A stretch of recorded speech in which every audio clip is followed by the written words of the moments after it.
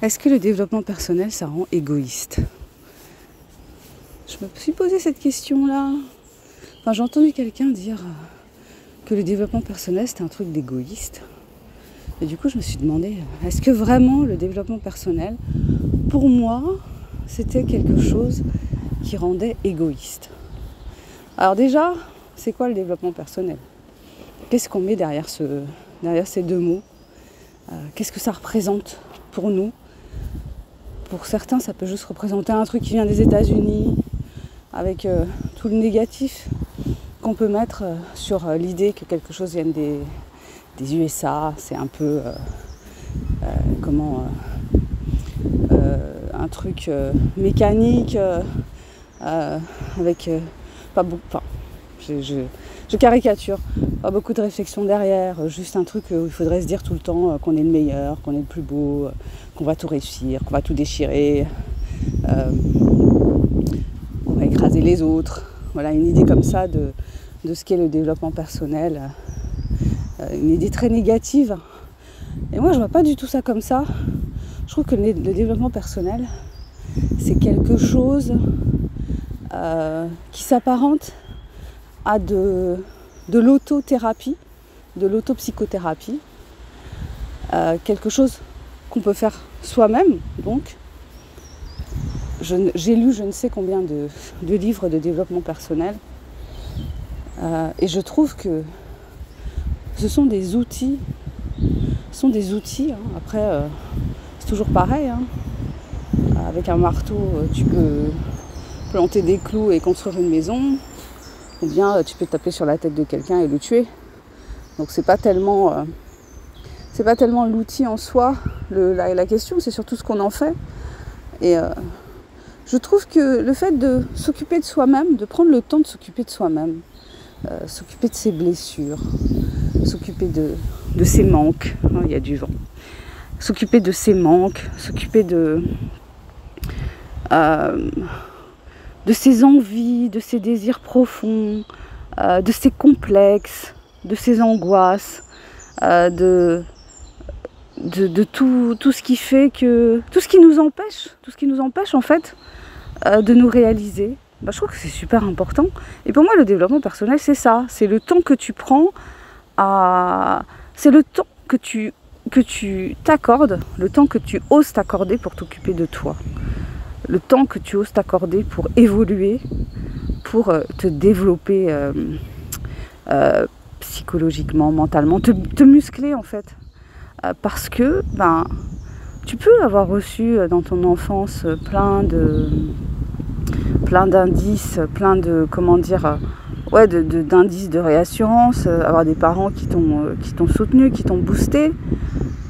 Des fois, même si tu as eu ça, en toi, tu as quelque chose qui fait que t'es pas bien dans ta peau, ou ton physique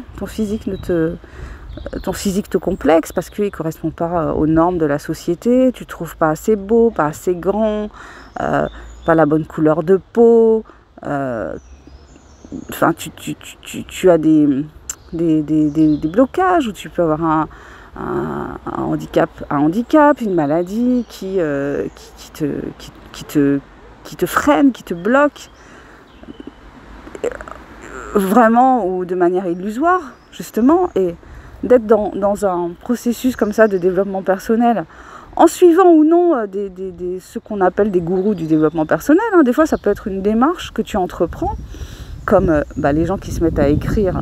Moi, je pense que l'écriture, c'est une forme de développement personnel. Quand tu te mets à écrire, tu découvres des choses de toi-même. Tu découvres de la persévérance, surtout de la persévérance, à mon avis. Tu découvres un champ parfois inconnu. Je pense que l'écriture, c'est comme ce qu'on appelle l'objet transitionnel en psychanalyse. Alors que je me rappelle... donc c'est un psychanalyste, je crois qu'il est anglais, qui s'appelle Winnicott, qui a inventé ce concept d'objet transitionnel. C'est un objet qui fait le lien entre l'intérieur et l'extérieur. Donc on prend l'exemple des doudous chez les enfants. Les enfants, ils ont souvent un doudou pour dormir. Et c'est quelque chose qui serait qui les rassurerait parce qu'il fait un lien entre l'intérieur et l'extérieur. M'en demandez pas plus, c'est tout ce que j'ai gardé de mes souvenirs de cours de psycho. Voilà, donc l'écriture, ce serait aussi comme un objet transitionnel, c'est-à-dire que ça fait un lien entre l'intérieur et l'extérieur. Voilà, et tu te surprends quand tu écris, des fois, tu peux te dire, bah, ça vient d'où ce truc? Enfin, tu comprends pas forcément comment l'idée t'est venue. Ou alors tu as écrit, et puis quand tu relis, tu te dis, waouh, des fois tu as l'impression que c'est pas forcément toi qui as écrit. Enfin, ça peut être assez troublant. Donc je pense que l'écriture, c'est un merveilleux outil de développement personnel, que ça n'a rien d'égoïste, de péjoratif. Je pense que s'occuper de soi-même, c'est jamais égoïste, parce que plus on s'occupe de soi, plus on se donne de l'attention, plus on s'aime, plus on est bienveillant avec soi-même, plus on est, plus on prend soin de soi, et plus on va prendre soin des autres.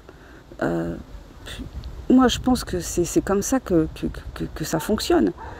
Si on est quelqu'un dont on n'a pas pris soin, qu'on n'a pas aimé, qu'on a rejeté, comment on va se vivre en fait? Comment on va se vivre en général, hein? On va pas se vivre avec amour. Voilà, donc le développement personnel, ça peut être dans l'étude du développement personnel, dans l'étude de soi-même, justement, c'est un outil de réparation. Donc le truc de dire que les développements personnels, c'est égoïste, vraiment, pour moi, non, c'est pas ça, vraiment pas. Ok, voilà, c'est la petite réflexion du jour. Vous me direz ce que vous en pensez de mon blabla du matin. Je vous souhaite une super journée. Je vous invite à aller voir les liens juste en dessous de la vidéo. Voilà, si vous voulez découvrir mon travail, abonnez-vous si ça vous dit également. Et puis, je suis coach en alimentation. J'accompagne les gens qui ont des problèmes avec leur alimentation, qui ont envie de mettre ça à plat, qui ont envie d'être soutenus c'est pas évident de changer à ce niveau-là. Donc si vous avez envie d'être accompagné, soutenu, n'hésitez pas à me contacter. Et puis j'ai aussi des formations. Regardez juste en dessous, tout y est. Je vous fais plein de bisous. Prenez soin de vous. Prenez soin de votre mental. Allez-y pour le développement personnel. C'est un acte de foi vis-à-vis de soi-même. Bisous, bye bye.